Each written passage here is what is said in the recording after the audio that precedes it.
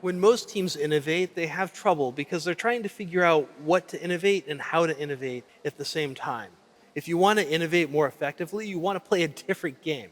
And that game, it's innovation bingo. Innovation bingo can be used in a range of ways, whether it's figuring out how you want to improve your processes before you figure out what to do, or whether it's figuring out how to create more value for your customers. There are two principles that you need to understand. The first is what I call the FOS. There are four major areas that create value for companies when you innovate. One is improving their financial position. Maybe you decrease the number of assets they need to hold. Second is improving their operational efficiency. Maybe you increase the reliability or productivity of their supply chain.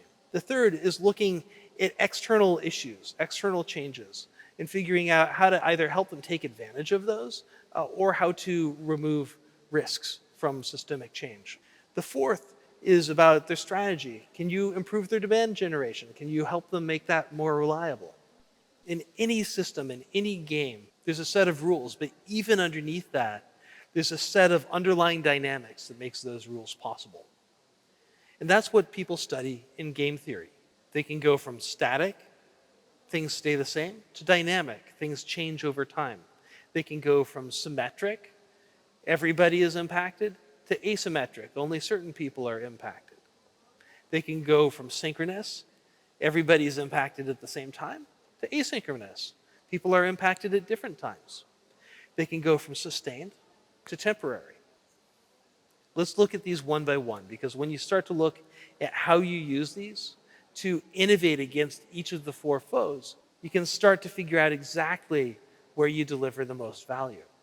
When you put these two ideas together, the foes and the risk switches, what you get is a matrix that they call innovation bingo, and you can start to get really specific about where and how you can create innovation that will play out, even before you figure out what you're trying to innovate.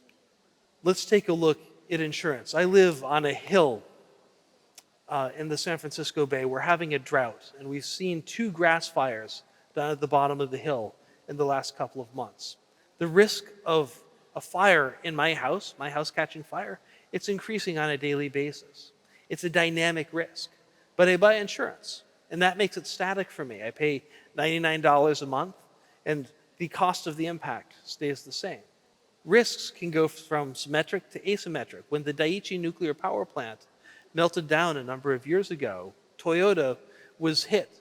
And they did a number of things. One is they really focused on only manufacturing on demand, so they never had too many cars in lots. The second thing they did was they started to stockpile things like semiconductors. And so in 2016, when all of the other car manufacturers got hit, Toyota went straight through the year. In COVID, when the same thing happened, when Taiwan wasn't able to deliver the semiconductors that it used to, Toyota had a 6-month buffer of parts, and they continued to be able to operate effectively. Let's look at Visa. They moved payments from being immediate charges that you had to pay right away to being able to pay on credit. This was possible for large organizations, but it wasn't really possible in the past for small businesses and for families. In the process, they reshaped the global economy. At the beginning of the pandemic, no one thought that we would have a vaccine in 6 months or a year. They thought that in the United States, this would be an uncontrollable disease. And yet Pfizer and Moderna, they were able to create vaccines with 95% efficacy rates. And even though that might be going down, this is still unheard of in the history of vaccines. In the process, they've created a multi-billion dollar business for themselves. Now let's talk about what happens when you flip all of the risk switches at the same time. You become truly disruptive, either far more resilient than your competitors, or you have a breakthrough product. Facebook is a great example of this. They took the broadcast television industry and turned it on its head. Before Facebook, advertising was static, but when they got a hold of it, it became dynamic. All of a sudden, that constant advertising spend that you had to make, that constant planning that you had to do, you could change it up on a dime. Things went from symmetric, where everybody got the same ad, to asymmetric, where everybody got a different ad, where it could be customized to their interests and needs.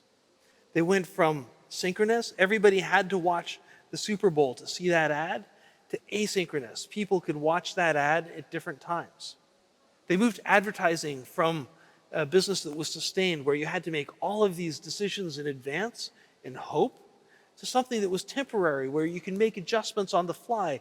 Everything became fluid. It went from a game of football to a game of basketball. In the process, they did more than innovate an industry. They innovated an entire industrial ecosystem. Beyond that, they changed the way we all communicate, and in the process, they changed the world.